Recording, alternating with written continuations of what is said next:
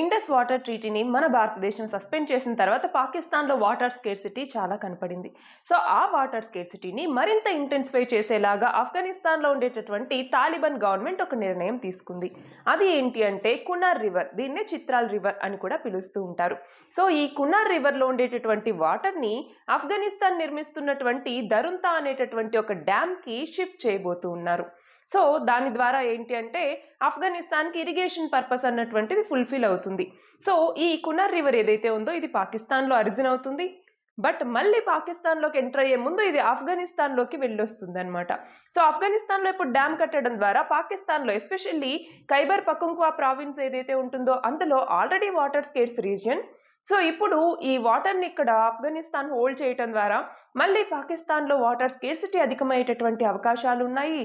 అలాగే రెండు దేశాల మధ్య ఎలాంటి ఫార్మల్ రివర్ వాటర్ ట్రీటీ అన్నటువంటిది లేదు. సో దాంతో రీజనల్ టెన్షన్స్ అన్నటువంటివి పెరిగే అవకాశాలు అన్నటువంటివి ఉన్నాయి.